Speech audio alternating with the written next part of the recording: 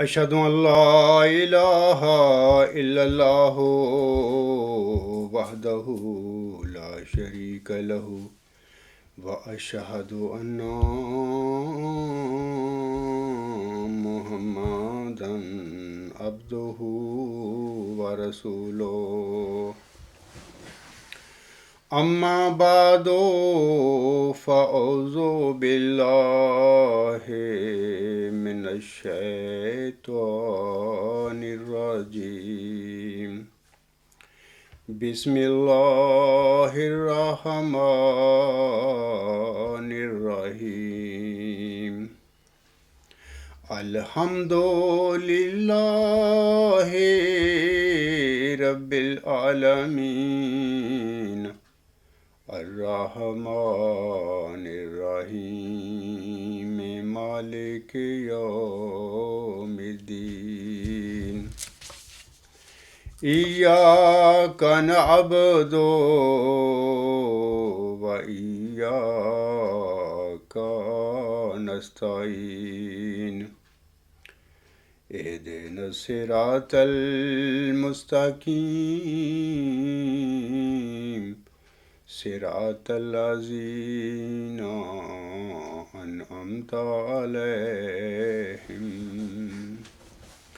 صراط الذين أنعمت عليهم غير المغضوب عليهم ولا الضالين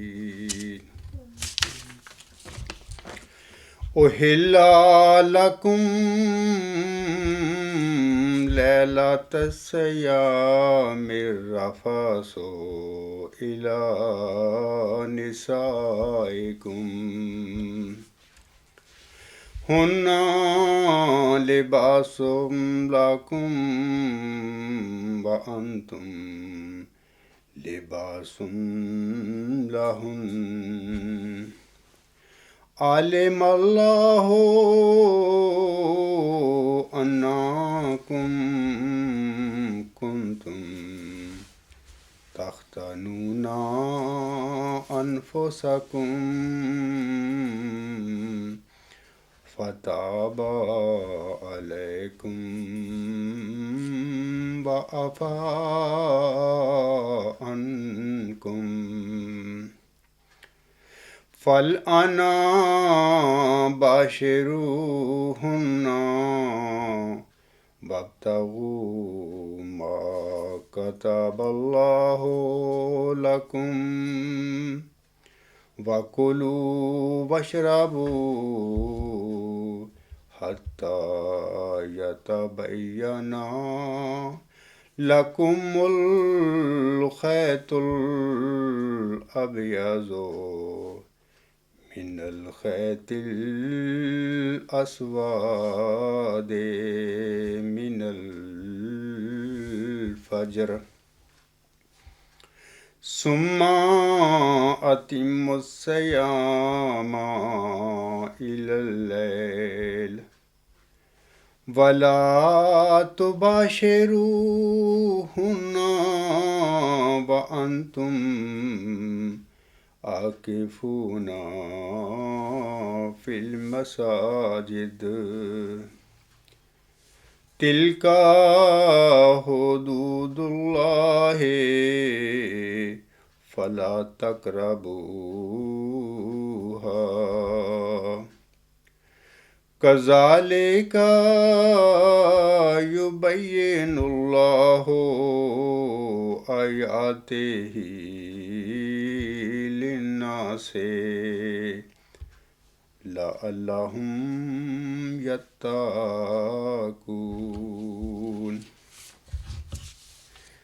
سامعین کرام، یہ سورۃ البقرہ کی آیت نمبر 188 ہے۔ اس آیت میں اللہ تعالیٰ فرماتا ہے، تمہارے لیے سیام کی راتوں میں اپنی بیویوں کے پاس جانا حلال کیا گیا ہے۔ وہ تمہارا لباس ہیں اور تم ان کا لباس ہو۔ اللہ جانتا ہے کہ تم اپنے نفسوں کی حق تلفی کرتے رہے ہو، پس وہ تم پر رجوع بررحمت ہوا اور تم سے درگزر فرمایا۔ پس اب بے شک ان سے مباشرت کرو اور اس کی جستجو کرو جو اللہ نے تمہارے لیے مقدر کیا ہے، اور کھاؤ اور پیو یہاں تک کہ فجر کی وجہ سے صبح کی سفید دھاری سیاہ دھاری سے الگ نظر آنے لگے، پھر رات تک روزے کو پورا کرو اور ان سے مباشرت نہ کرو جب کہ تم مساجد میں معتکف ہو، یہ اللہ کی حدود ہیں، پس تم ان کے قریب بھی نہ جاؤ۔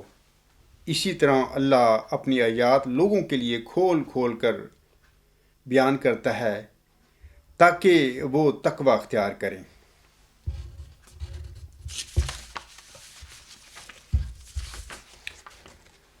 سامعین کرام، ابتدائے اسلام میں یہ حکم تھا کہ افطار کے بعد کھانا کھانا جمع کرنا عشاء کی نماز تک جائز تھا، اور اگر کوئی اس سے بھی پہلے سو گیا تو اس پر نیند آتے ہی حرام ہو گیا۔ اس میں صحابہ رضی اللہ تعالی عنہم کو قدر مشقت ہوئی، جس پر یہ رخصت کی آیتیں نازل ہوئیں اور آسانی کے احکام مل گئے۔ رافسا سے مراد یہاں جمع ہے۔ ابن عباس رضی اللہ تعالی عنہ، عطا، مجاہد، سعید بن جبیر، طاؤس اور مقاتل بن حیان رحمہ اللہ تعالی بھی یہی فرماتے ہیں۔ لباس سے مراد سکون ہے۔ ربیع بن انس رحمہ اللہ تعالی لحاف کے معنی بیان کرتے ہیں۔ مقصد یہ ہے کہ میاں بیوی کے آپس کے تعلقات اس قسم کے ہیں کہ انہیں راتوں میں بھی اجازت دی جاتی ہے، جیسا کہ اللہ تعالیٰ سورۃ اعراف کی آیت نمبر 27 میں فرماتا ہے، یا بنی آدم قد انزلنا علیکم لباسا یواری سوآتکم وریشا ولباس التقوی ذالک خیر ذالک من آیات اللہ لعلہم یذکرون۔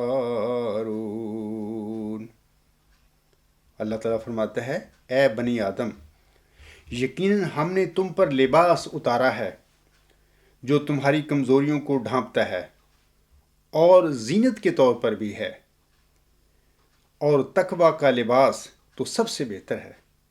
یہ اللہ کی آیات میں سے کچھ ہیں تاکہ تم نصیحت پکڑو۔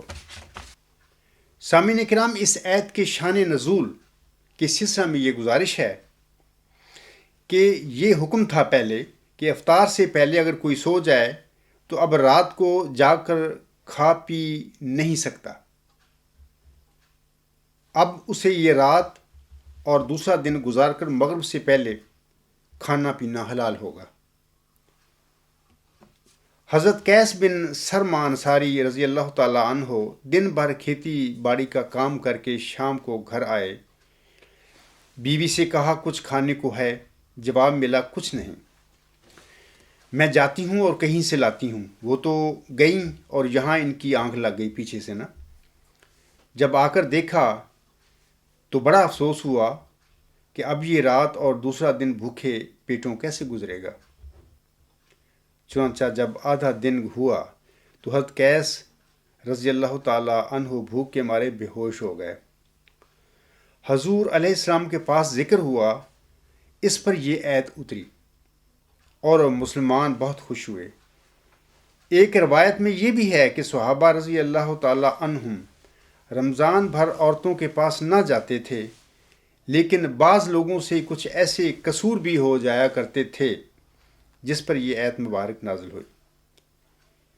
ایک اور روایت میں ہے کہ یہ قصور کئی ایک حضرات سے ہو گیا تھا، جن میں حضرت عمر بن خطاب رضی اللہ تعالی عنہ بھی تھے، جنہوں نے عشاء کی نماز کے بعد اپنی اہلیہ سے مباشرت کی تھی۔ پھر دربار نبوت میں شکایتیں ہوئیں اور یہ رحمت کی آیتیں نازل ہوئیں۔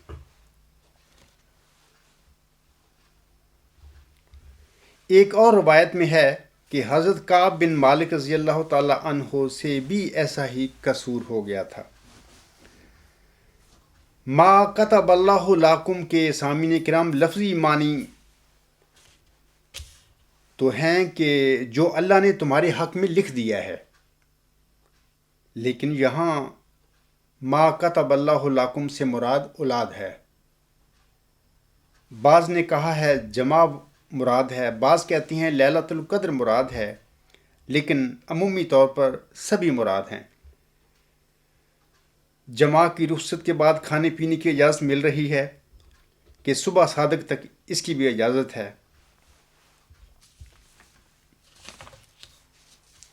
تو یہ جو آیت ہے سورۃ البقرہ کی آیت نمبر 188، یہ اس کی یہ شان نزول ہے جس کی وجہ سے یہ آیت ہم پر نازل ہوئی تھی۔ تو میں آپ مسلمان بھائیوں سے عرض کرنا چاہتا ہوں کہ روزے کو عربی میں صوم کہا جاتا ہے۔ اس کے معنی ہے کھانے پینے، غلط عمل، تکلیف دینے والے ارادے اور نفس پرستانہ سوچ سے مکمل پرہیز۔ مورخین روزے کی تاریخ بیان کرتے ہوئے لکھتی ہیں کہ حضرت داؤد علیہ السلام روزے کے ذریعے روحانی تزکیہ اور تقوی حاصل کرتے تھے۔ اسی طرح حضرت موسیٰ علیہ السلام جب کوہ طور پر اللہ تعالیٰ سے ہدایات حاصل کرنے کے لیے گئے تو انہوں نے 40 دن روزہ کی حالت میں گزارے۔ اسی طرح حضرت دانیال علیہ السلام نے اپنے رب سے دعا اور التجا کی اور اس کی قبولیت کے لیے 3 ہفتوں تک روزے رکھے۔ اسی طرح اہل یہود پر سال کے 6 روزے واجب ہوتے ہیں، جن میں ایک روزہ وہ کفارے کے طور پر رکھتے ہیں۔ مسیحیت میں بھی سامعین کرام روزے کو عبادت کا ایک جز سمجھا جاتا ہے۔ مسیحی اسکالرز لکھتے ہیں کہ روزے کی سختی کے ذریعے شیطان کی آگ کو ٹھنڈا کیا جاتا ہے۔ متی کی انجیل میں لکھا ہے کہ حضرت عیسیٰ علیہ السلام نے اپنے حواریوں کو ہدایت کی تھی کہ وہ طہارت اور دل سے روزہ رکھیں۔ روزے کا تصور کسی نہ کسی شکل میں دنیا کی تقریباً تمام ہی مذاہب اور ثقافتوں میں ملتا ہے، یہاں تک کہ شمالی امریکہ کے وحشی قبائل رینڈ انڈینز بھی، ان میں بھی یہ روزے کو انتہائی عزت کی نگاہ سے دیکھا جاتا ہے۔ چین، کوریا اور افریقہ میں روزے کو صبح کی رسم سمجھا جاتا ہے، اور قدیم مصر، یونان اور روم کے باشندے روزے کو مختلف بیماریوں کے علاج کے طور پر اختیار کرتے تھے۔ مصریوں کا اعتقاد تھا کہ مہینے میں 3 روزے رکھنے سے ذہنی اور جسمانی صحت برقرار رہتی ہے۔ اسی طرح سقراط اور افلاطون جیسے فلسفی بھی حصول علم کی غرض سے سامعین کرام روزے رکھا کرتے تھے۔ ابن قیم الجوزی کے مطابق روزہ روحانی، قلبی اور جسمانی امراض کے لیے ڈھال ہے۔ اس کے بے شمار فوائد بیان کیے گئے ہیں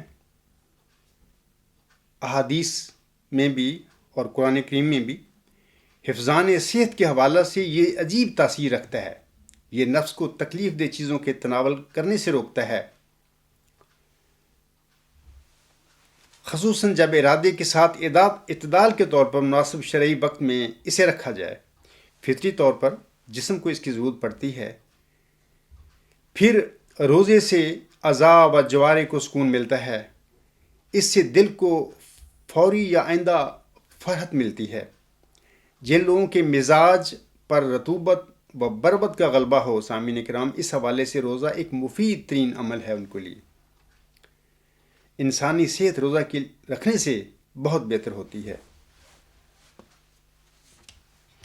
آن حضرت صلی اللہ علیہ وسلم نے سامعین کرام فرمایا ہے، جس کا میں پہلے گزشتہ خطبے میں بھی ذکر کر چکا ہوں، کہ رمضان کا جو پہلا عشرہ ہے یہ عشرہ رحمت ہے۔ اس وقت وہ پہلا عشرہ رحمت تو ہم گزار چکے ہیں۔ اس وقت ہم دوسرا عشرہ جسے حضرت صلی اللہ علیہ وسلم نے عشرۂ مغفرت و بخشش قرار دیا ہے، اس میں داخل ہیں یا ہم اس میں سے گزر رہے ہیں۔ اسی طرح آخری اور تیسرا عشرہ جو ہے رمضان المبارک کا، حضرت صلی اللہ علیہ وآلہ وسلم نے اسے آتش دوزخ سے آزادی اور رہائی قرار دیا ہے۔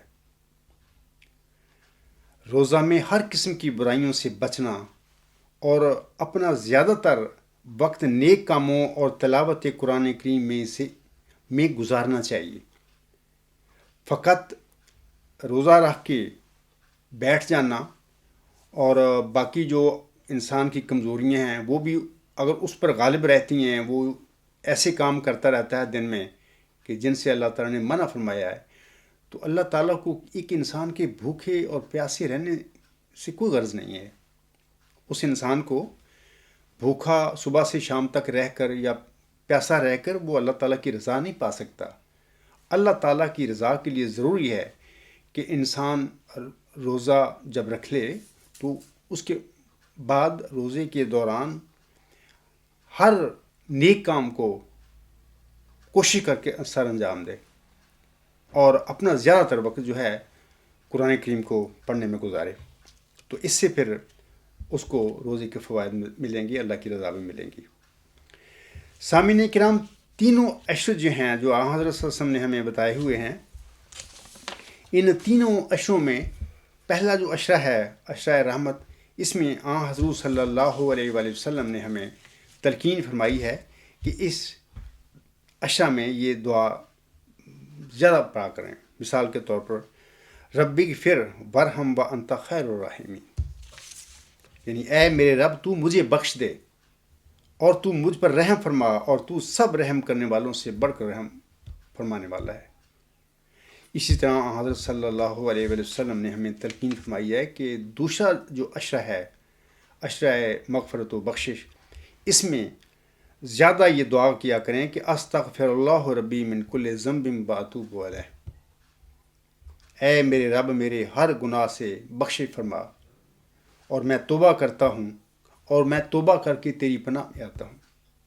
اسی طرح ہمیں پیارے نبی صلی اللہ علیہ وسلم نے نصیحت فرمائی ہے، تلقین فرمائی ہے کہ جو تیسرا عشرہ ہے رمضان کا، وہ جو آتش دوزخ سے آزادی اور رہائی کے بارے میں ہے، اس میں ہم یہ زیادہ دعا پڑھا کریں کہ اللہم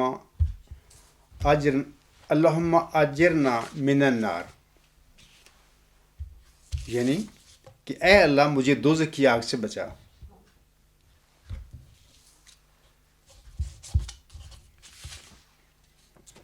سامعین کرام، مشکات میں حضرت ابو ہریرہ رضی اللہ تعالی عنہ روایت کرتے ہیں کہ رسول اللہ صلی اللہ علیہ وآلہ وسلم نے فرمایا، اللہ تعالیٰ فرماتا ہے انسان کے ہر عمل کا بدلہ ہے مگر روزہ کہ وہ خاص میرے لیے ہے اور میں ہی اس کا بدلہ دیتا ہوں، جبکہ جو لوگ بغیر عذر کے روزہ ترک کر دیتے ہیں وہ اس فضیلت و ثواب سے محروم رہتے ہیں۔ حضرت ابو ہریرہ رضی اللہ تعالیٰ عنہ سے روایت ہے کہ رسول اللہ صلی اللہ علیہ وآلہ وسلم نے ارشاد فرمایا، جس شخص نے بغیر عذر اور بیماری کے رمضان کا ایک روزہ بھی چھوڑ دیا تو وہ ساری عمر روزے رکھتا رہے، وہ اس کی تلافی نہیں کر سکتا۔ یعنی دوسرے وقت میں روزے رکھنا سے اگرچہ فرض ادا ہو جائے گا مگر رمضان المبارک کی برکت و فضیلت کا حاصل کرنا ممکن نہیں۔ اسی طرح سامعین کرام، مستدرک حاکم میں حضرت سعد بن ابی وقاص رضی اللہ تعالیٰ عنہ فرماتے ہیں کہ ایک شخص رسول اللہ صلی اللہ علیہ وآلہ وسلم کی خدمت میں حاضر ہوا اور عرض کیا کہ اے اللہ کے رسول صلی اللہ علیہ وآلہ وسلم، آپ مجھے مختصر الفاظ میں نصیحت فرمائیں۔ تو آپ صلی اللہ علیہ وسلم نے فرمایا، جو کچھ لوگوں کے پاس ہے اس سے اعراض کرو، بچو۔ مقصد یہ کہنے کا ہے کہ حرص و طمع سے بچو، کیوں کہ یہ نقد محتاجی ہے، اور اس کام سے بچو جس کے بعد مزد کرنی پڑے۔ اسی طرح صحیح بخاری میں ہے کہ جو شخص جمعہ کے دن 1000 مرتبہ یہ درود شریف پڑھے تو وہ اس وقت تک نہ مرے گا جب تک وہ مرنے سے پہلے جنت میں اپنا ٹھکانہ نہ دیکھ لے۔ اللہم صلی علی محمد و آلہ الفہ مرتن۔ اسی طرح سامعین کرام حضرت سہل رضی اللہ تعالیٰ عنہ نبی کریم صلی اللہ علیہ وآلہ وسلم سے روایت کرتے ہیں، آپ صلی اللہ علیہ وآلہ وسلم نے فرمایا کہ جنت میں ایک دروازہ ہے جسے ریان کہتے ہیں، قیامت کے دن اس دروازے سے روزہ دار ہی داخل ہوں گے، کوئی دوسرا داخل نہ ہوگا۔ کہا جائے گا کہ روزہ دار کہاں ہیں؟ وہ لوگ کھڑے ہوں گے، اس دروازے سے ان کے سوا کوئی داخل نہ ہو سکے گا۔ جب وہ داخل ہو جائیں گے تو وہ دروازہ بند ہو جائے گا اور اس میں کوئی داخل نہ ہوگا۔ سامعین کرام، حضرت صلی اللہ علیہ وآلہ وسلم کی سنت ہے کہ کھجور سے آپ روزہ افطار کرتے تھے۔ مدینہ منورہ میں بے شمار اقسام کی کھجوریں ہیں، جن کی 100 سے زیادہ اقسام ہیں۔ یہاں کی کھجوریں دنیا بھر میں مشہور ہیں۔ ہمارے نبی صلی اللہ علیہ وآلہ وسلم کو کھجور بہت مرغوب تھی، اور اجوا کھجور کو یہ اعزاز حاصل ہے کہ اس کا درخت آپ صلی اللہ علیہ وآلہ وسلم نے اپنے دست مبارک سے لگایا تھا، اور یہ زندہ معجزہ ہے کہ اس کی کاشت صرف مدینہ منورہ میں ہی ہوتی ہے۔ کوشش کے باوجود یہ دنیا کے کسی بھی حصے میں نہ لگائی جا سکی۔ حضرت ابو ہریرہ رضی اللہ تعالیٰ عنہ سے روایت ہے کہ سرکار دو عالم صلی اللہ علیہ وآلہ وسلم نے فرمایا کہ اجوا جنت کی کھجوروں میں سے ہے، اور یہ زہر کا تریاق ہے۔ اسی طرح عارضہ قلب، سر کے درد اور دوسرے امراض سے شفا یابی کے لیے صبح نہار منہ اس کے 7 عدد دانے کھانے سے متعلق اور بھی بہت ساری احادیث پائی جاتی ہیں۔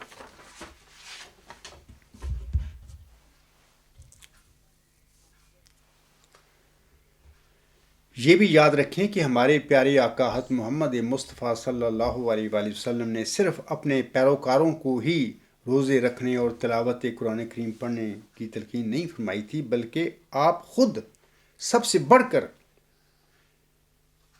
روزوں کی پابندی سے رکھنا اور دن رات تلاوت قرآن کریم میں مشغول رہنے میں سب سے بڑھ کر تھے آپ۔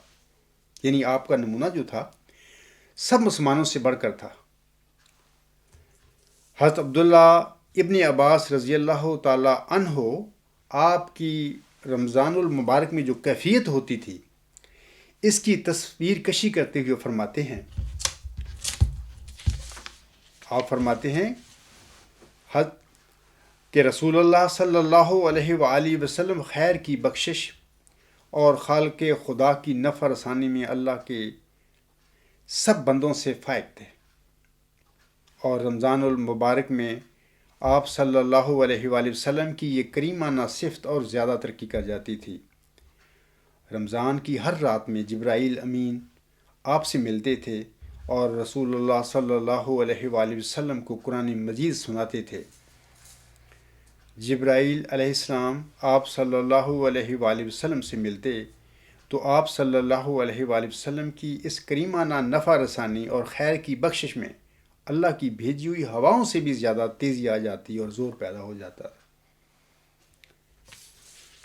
اسی طرح حضرت عبداللہ بن عمر رضی اللہ تعالیٰ عنہ سے روایت ہے کہ رسول اللہ صلی اللہ علیہ وآلہ وسلم نے فرمایا، روزہ اور قرآن دونوں بندوں کی سفارش کریں گے۔ روزہ عرض کرے گا، اے میرے پروردگار، میں نے اس بندے کو کھانے پینے اور نفس کی خواہش پوری کرنے سے روکے رکھا، آج میری سفارش اس کے حق میں قبول فرما۔ اور قرآن کہے گا کہ میں نے اس کو رات کے سونے اور آرام سے روکے رکھا، اے اللہ آج اس کے حق میں میری سفارش قبول فرما۔ چنانچہ روزہ اور قرآن دونوں کی سفارش اس بندے کے حق میں قبول کی جائے گی۔ سامعین کرام، کتنے خوش نصیب ہوں گے وہ لوگ جن کی قیامت کے دن روزہ اور قرآن کریم سفارش کریں گے، اور روزہ اور قرآن کریم کی سفارش ان کے حق میں اللہ تعالیٰ قبول فرمائے گا۔ چنانچہ روزے رمضان کے روزے ہمیں چاہیے کہ خلوصی نیت سے رکھیں۔ صرف محض روزہ رکھ کے ہر قسم کے برے کام کرتے پھرنا یہ کوئی روزہ نہیں ہے۔ ہمیں خلوص نیت کے ساتھ روزہ کو رکھنا چاہیے اور اس کو پوری طریقے سے اس کو مکمل کرنا چاہیے، اور پھر روزہ کے دوران ہمیں چاہیے کہ قرآن کریم کو تدبر اور غور و فکر کے ساتھ ہم پڑھیں۔ خالی قرآن کو پڑھ لینا ناظرہ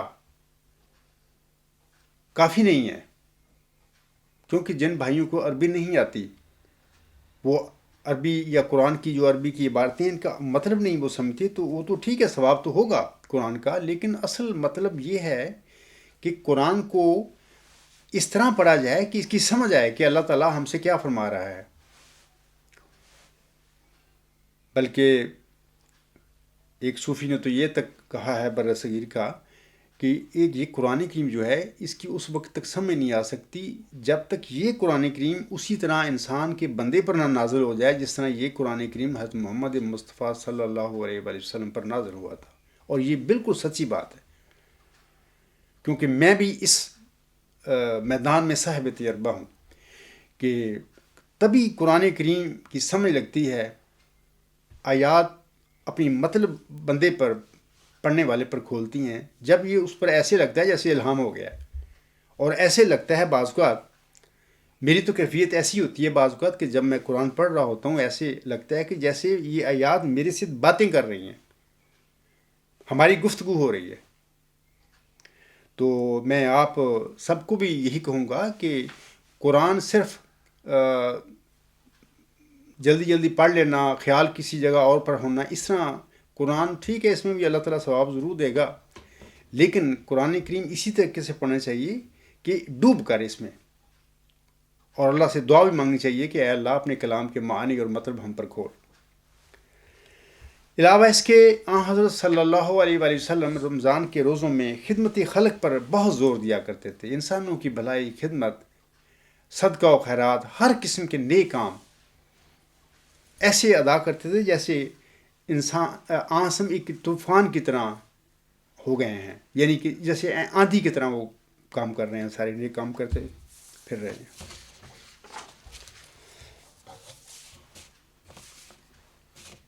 اور یہ بھی یاد رکھیں کہ حضرت صلی اللہ علیہ وآلہ وسلم کی سنت جو ہے اس سے ہر طبقہ انسان جو ہے فیض حاصل کر سکتا ہے، یعنی حضرت صلی اللہ علیہ وآلہ وسلم کی سنت ہر طبقہ سے تعلق رکھنے والے انسان کے لیے قابل تقلید ہے۔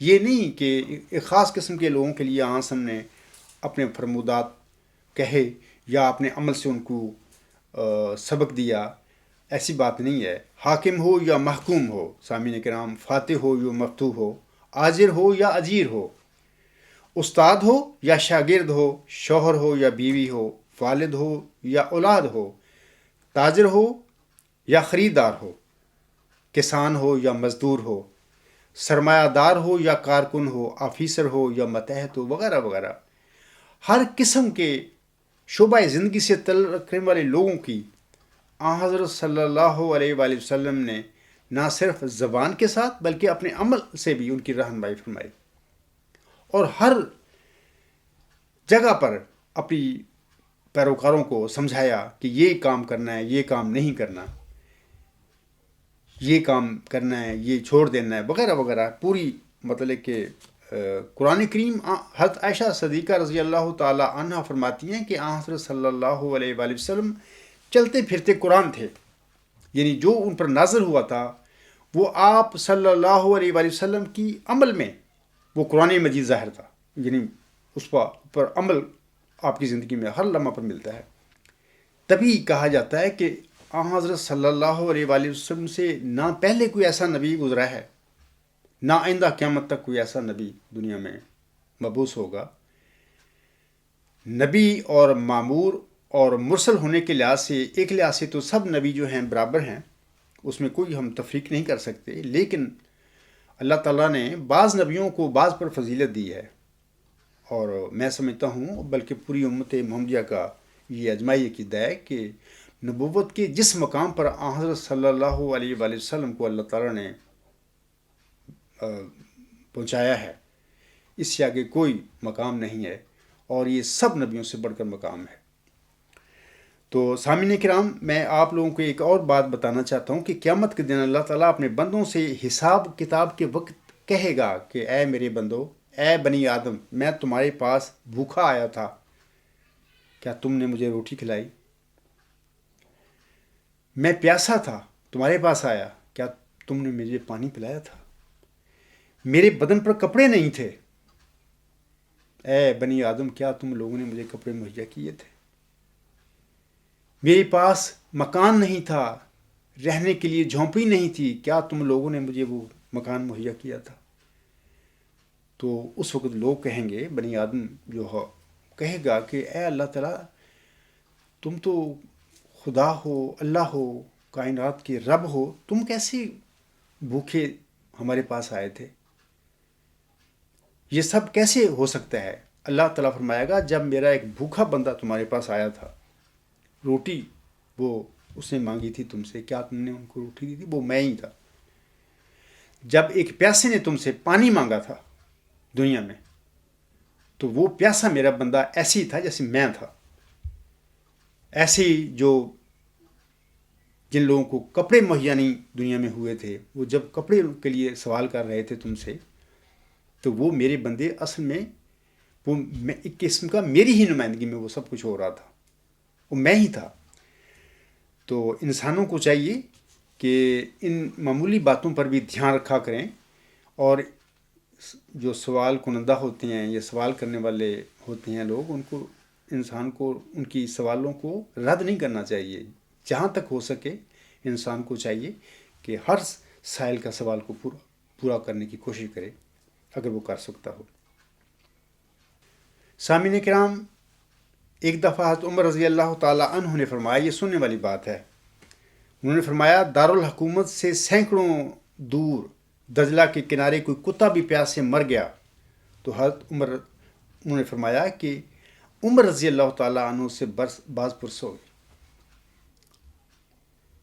کسی نے تعجب سے اس وقت سوال نہ کیا کہ ایک کتے کے پیاسا مرنے پر امیر المومنین عمر رضی اللہ تعالیٰ عنہ جواب دہ کیوں ہوں گے؟ 1400 سال پہلے کی بدوی سوسائٹی میں اسلامی تعلیمات نے یہ شعور پیدا کر دیا تھا کہ حکمران ریاست میں ہونے والے ہر برے بھلے کا ذمہ دار ہوتا ہے، اوپر سے نیچے تک اور نزدیک سے دور تک۔ یہ اس زمانے کی باتیں ہیں، 1500 سال پہلے کی بدوی سوسائٹی میں بھی اسلام نے اتنا زیادہ شعور دے دیا تھا لوگوں کو کہ وہ سمجھتے تھے۔ ایک دفعہ عمر فاروق رضی اللہ تعالیٰ عنہ ایک بڑھیا کا حال معلوم کرنے اس کے گھر چلے گئے۔ بڑھیا نے اپنی گھریلو مشکلات کا ذمہ دار امیر المومنین کو ٹھہرایا، تو عمر رضی اللہ تعالیٰ عنہ بن الخطاب نے پوچھ لیا، اماں اس بیچارے کو بھلا تمہارا حال کہاں معلوم کہ اسے ذمہ دار ٹھہرا رہی ہو؟ بڑھیا نے جواباً کہا، پھر اسے اتنی بڑی ریاست کی ذمہ داری اٹھانے کا مشورہ کس نے دیا؟ اسے میرا حال معلوم نہیں تو وہ میرا حکمران کیوں بنا؟ عمر رضی اللہ تعالی عنہ کی آنکھیں بھر آئیں اور معافی کے خواستگار ہوئے، حالانکہ اس کا حال معلوم کرنے خود اس کے گھر پہنچے تھے۔ صرف حال معلوم کرنے نہیں گئے تھے سامعین کرام، بلکہ داد رسی اور امداد کے لیے بھی گئے تھے۔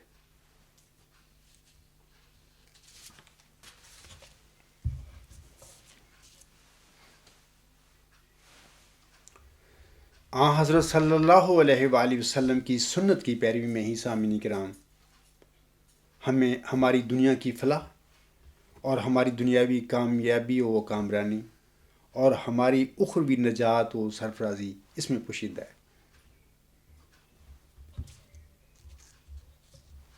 جب ہم اپنے پیارے نبی صلی اللہ علیہ وآلہ وسلم کہ اسوہ حسنہ پر ٹھیک ٹھیک عمل پیرا ہو جائیں گے تو پھر ہم پر کائنات کا سچا خدا یعنی جو اعلیٰ انتہائی ہماگیر حق ہے، سپریم الٹیمیٹ یونیورسل ٹروتھ ہے، وہ ہم پر جلوہ گر ہوگا، وہ ہم میں ظاہر ہوگا۔ اسی سچے خدا کے متعلق محمدی مریم حضرت مرزا غلام محمد علیہ السلام اپنے رسالہ کشتی نو کے صفحہ روحانی خزین جلد 19 صفحہ 21 اور 22 پر فرماتے ہیں، کیا بدبخت وہ انسان ہے جس کو اب تک یہ پتہ نہیں کہ اس کا ایک خدا ہے جو ہر ایک چیز پر قادر ہے۔ خدا خدا تو سب کرتے ہیں کہ ہمارا خدا ہے، لیکن جس یقین اور معرفت اور عرفان کی بات حضرت مرزا صاحب علیہ السلام یہاں پر کر رہے ہیں وہ کسی کسی کو نصیب ہے۔ انہی کے حوالے سے یہ وہ بات فرما رہے ہیں کہ کیا ہی بدبخت وہ انسان ہے جس کو اب تک یہ پتہ نہیں کہ اس کا ایک خدا ہے جو ہر ایک چیز پر قادر ہے۔ ہمارا بہشت ہمارا خدا ہے، ہماری اعلیٰ لذات ہمارے خدا میں ہیں، کیونکہ ہم نے اس کو دیکھا اور ہر ایک خوبصورتی اس میں پائی۔ میں اپنے احمدی بہنوں اور بھائیوں سے کہتا ہوں کہ اگر تمہیں بھی اس خدا پر یقین ہو، حق الیقین ہو، تو تم جو اتنی ساری کمزوریاں تم میں ہیں، تقویٰ سے تم خالی ہو، قدم قدم کے چھوٹی چھوٹی عہدیداروں کے آگے ان کے آگے گرتے پڑ رہے ہو، تو یہ تم نہ کرو۔ اگر تمہارا اس خدا پر یقین ہو جس خدا کی حضرت مرزا صاحب علیہ وسلم یہاں پر یہ خبر دے رہے ہیں۔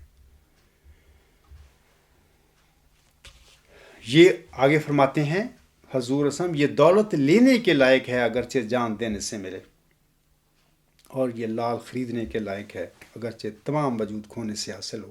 یہ خدا ایسے تو نہیں نہ حاصل ہو جاتا کہ صرف زبان سے ٹھیک ہے ہمارا خدا ہے، باقی ساری کام جو ہیں وہ دنیا میں انسان غرق ہوتا پھر رہا ہو، تو ایسے نہیں یہ خدا ملتا، نہ وہ اپنا چہرہ ایسا دکھاتا ہے۔ آگے حضور صلی اللہ علیہ وسلم فرماتے ہیں، اے محروموں اس چشمہ کی طرف دوڑو کہ وہ تمہیں سیراب کرے گا، یہ زندگی کا چشمہ ہے جو تمہیں بچائے گا۔ میں کیا کروں اور کس طرح اس خوشخبری کو دلوں میں بٹھا دوں؟ کس دف سے میں بازاروں میں منادی کروں کہ تمہارا یہ خدا ہے تا لوگ سن لیں، اور کس دوا سے میں علاج کروں تا سننے کے لیے لوگوں کے کان کھلیں۔ اللہ تعالیٰ سے میری دعا ہے کہ سب لوگوں کو اس خدا کا سچا عرفان نصیب ہو جائے۔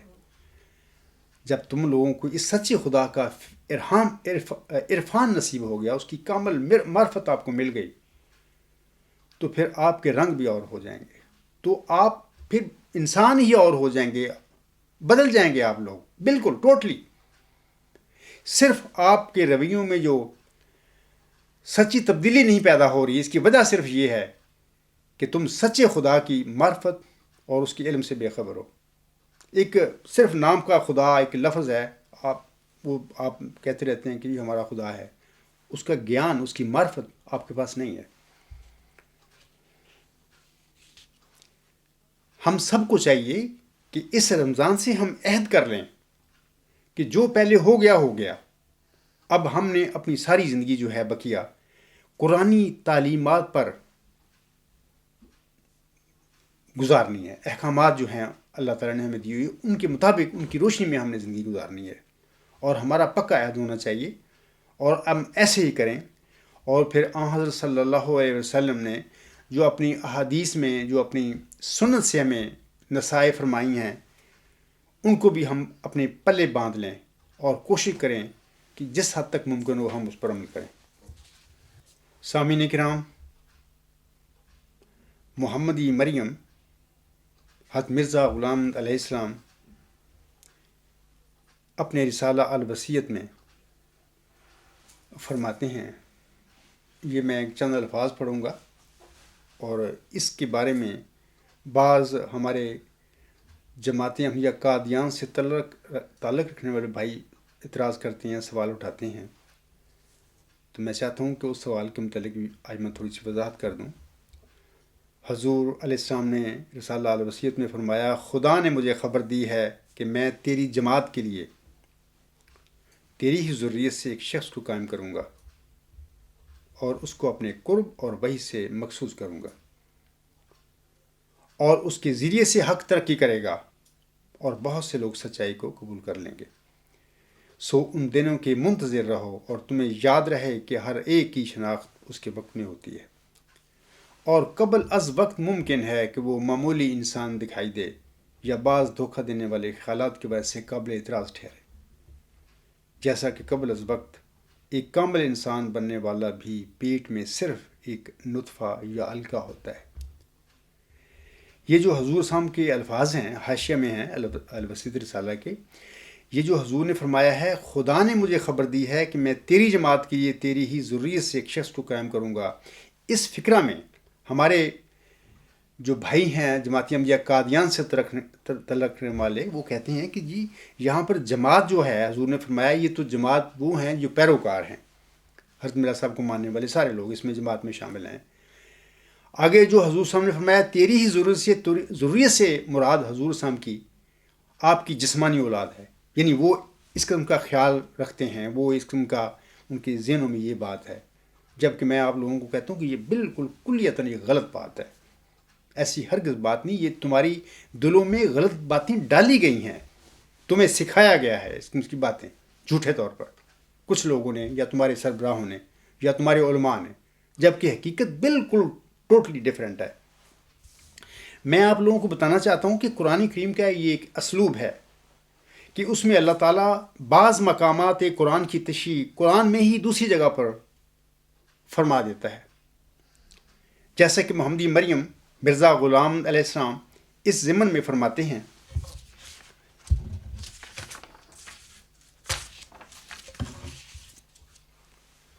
آپ علیہ السلام اپنی کتاب نور الحق روحانی خزائن جلد 8 صفحہ 169 پر فرماتے ہیں،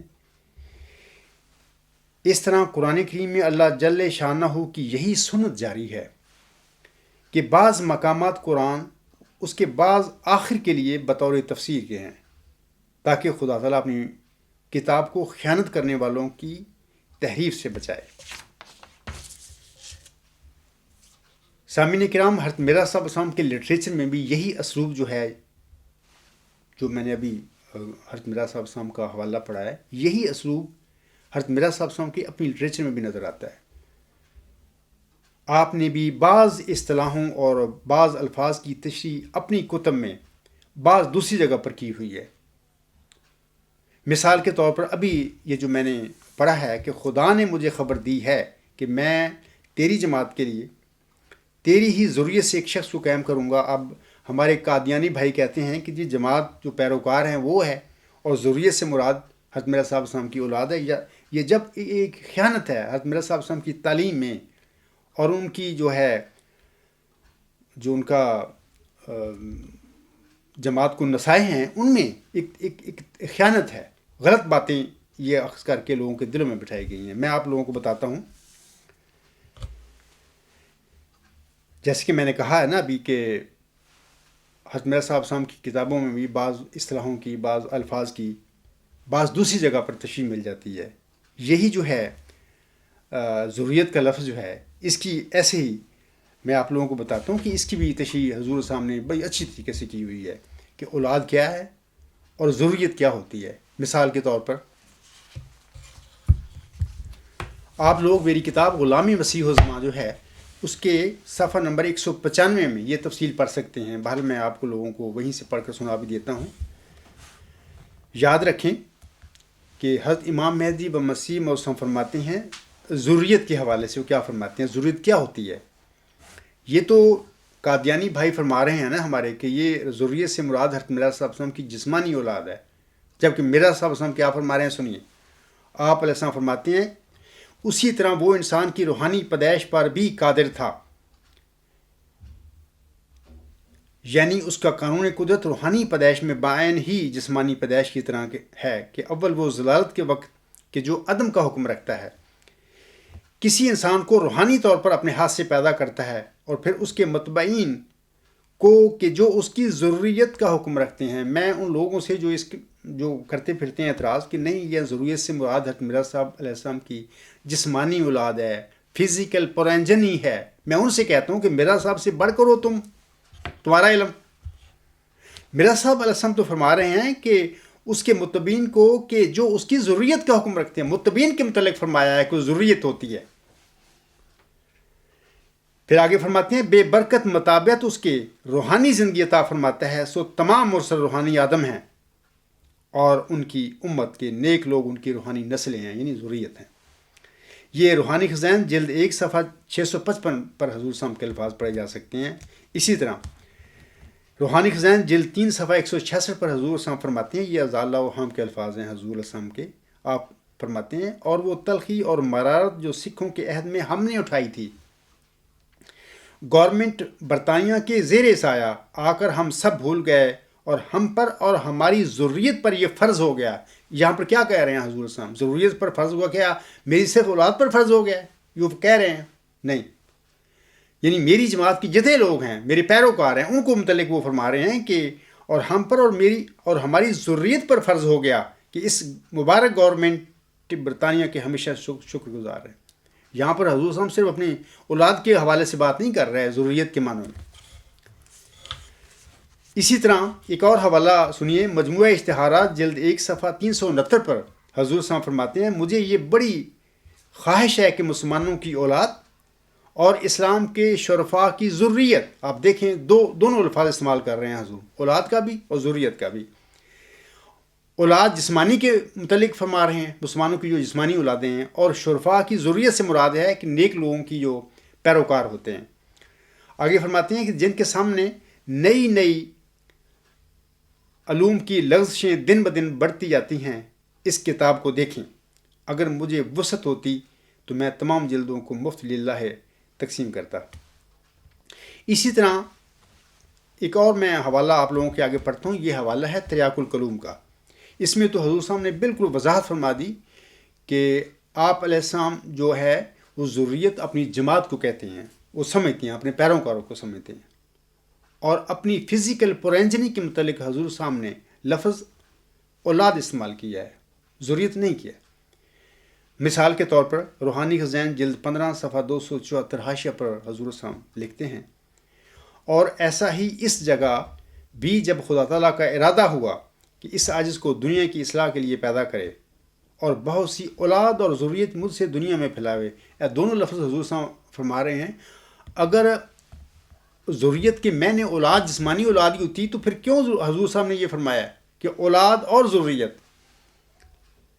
آگے فرماتے ہیں جیسا کہ اس کے الہام میں ہے جو براہین احمدیہ کے صفحہ 490 میں درج ہے، تو پھر دوبارہ اسی نے فارسی خاندان اور سادات کے خون کو باہم ملایا. پھر میری اولاد کے لیے تیسری مرتبہ ان دونوں خونوں کو ملایا. اب میں ان لوگوں کو جو خود بھی غلطی خوردہ ہیں یا ان کو غلط گائیڈ کیا گیا ہے جماعت نے، علماء نے، جماعت کے سربراہوں نے، میں ان سے کہتا ہوں کہ یہ غلطی ہے تمہاری اور تم گمراہ ہے، ہو تمہیں گمراہ کیا گیا ہے، اس غلطی کو چھوڑ دو. مرزا صاحب السلام کی سچی جو تعلیم ہے وہ نہیں ہے. مرزا صاحب کی علیہ السلام کی سچی تعلیم کو فالو کرو، مرزا صاحب کو فالو کرو، نہ کو مولویوں کو کرو یا اس وقت جماعت کے جو سربراہ بنے پھرتے ہیں ان کو، کیونکہ وہ تو غلط باتیں بتا رہے ہیں آپ لوگوں کو، انہوں نے ان کو گمراہ کر دیا ہے. 100 سال میں انہوں نے یہی کام کیا ہے. اس لیے یاد رکھیں کہ جماعت جو ہے وہی ضروریت ہے حضرت مرزا صاحب السلام کی، اور ضروریت جماعت ہے. لیکن اولاد جو ہے فزیکلی پرنجنی ہے، وہ اولاد ہے، ان کی جسمانی اولاد ہے جو ان کے تخم سے آگے چل رہی ہے. تو امید ہے جو لوگوں کو، جن لوگوں کو اس کا پتہ نہیں ہے یا اس کی وہ بے مقصد بحثیں کرتے پھر رہے ہیں، تو یہ سن کر میرے الفاظ امید ہے انشاءاللہ ان کو سمجھ آ جائے گی اور وہ چھوڑ دیں گے ان باتوں کو.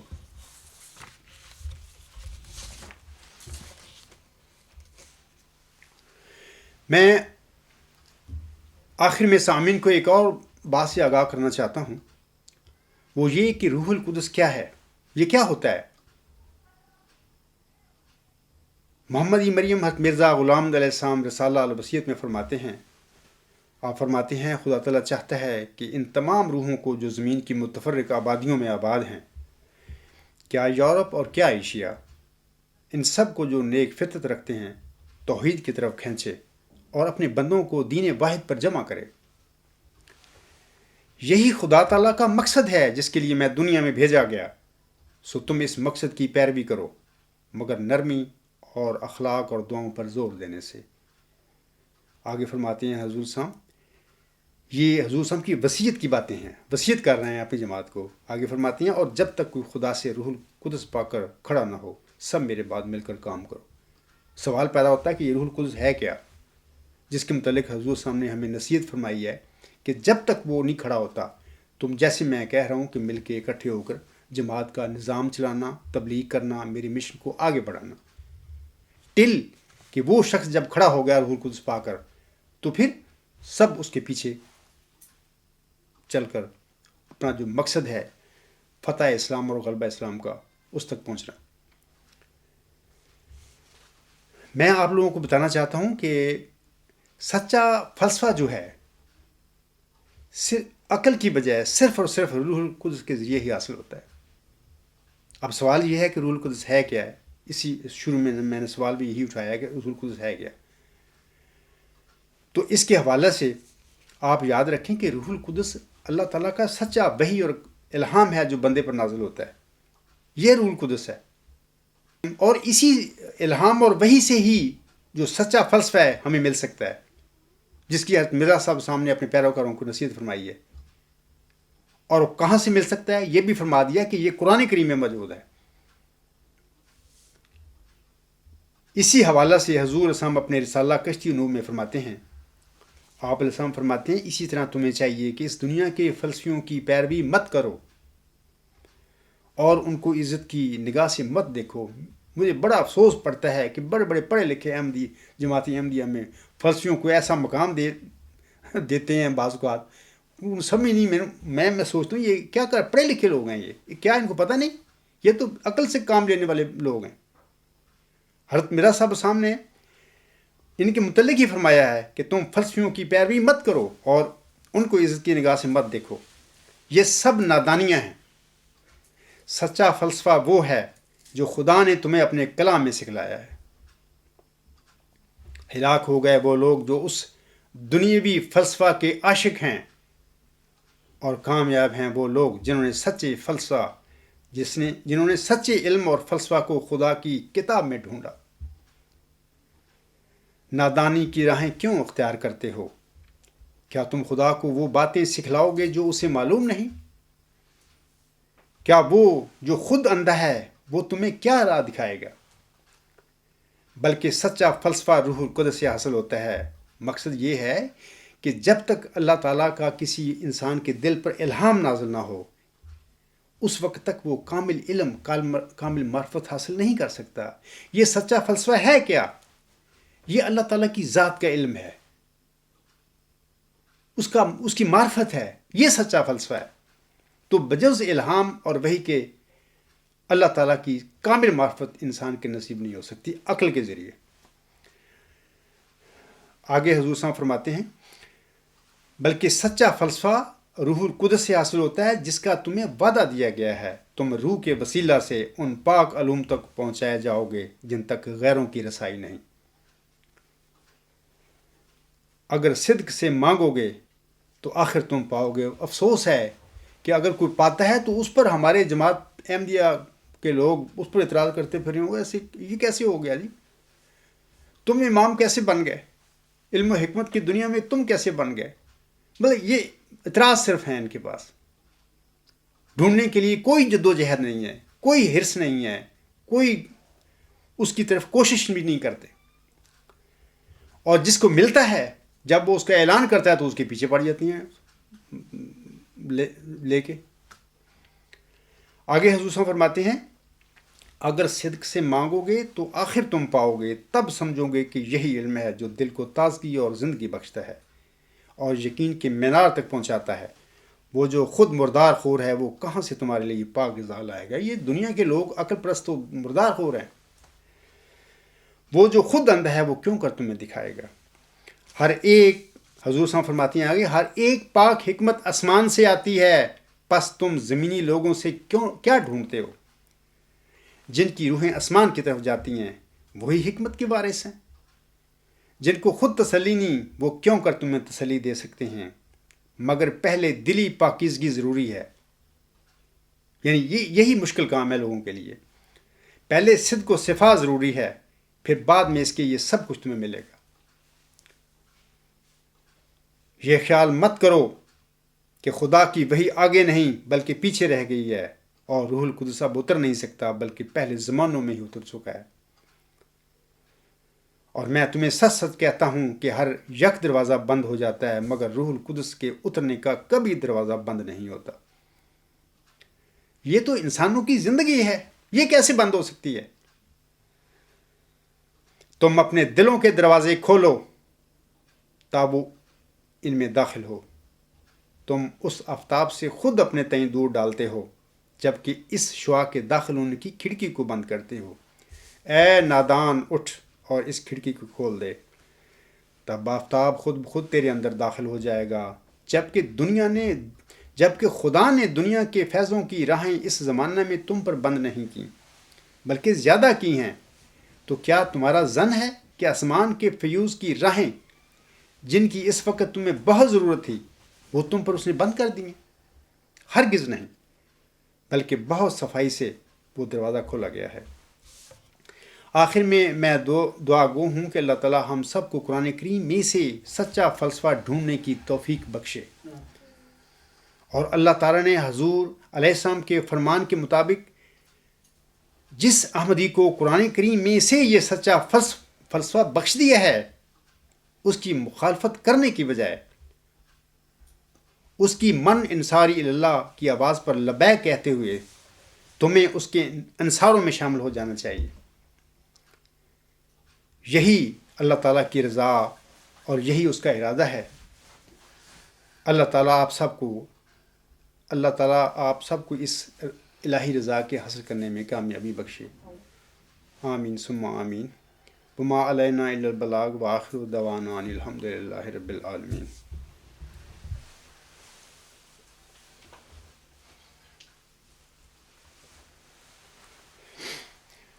الحمد للہ نحمده ونستعینه ونستغفره ونؤمن به ونتوکل علیہ ونعوذ باللہ من شرور انفسنا ومن سیئات اعمالنا.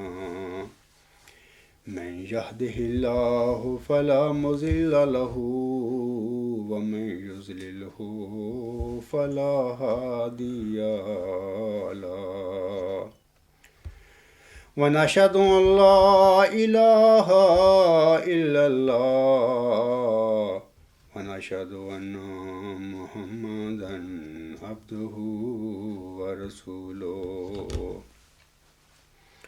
عباد اللہ رحمکم اللہ ان اللہ یأمر بالعدل والإحسان وإیتاء ذی القربى وینہی عن الفحشاء والمنکر والبغی یعظکم لعلکم تذکرون.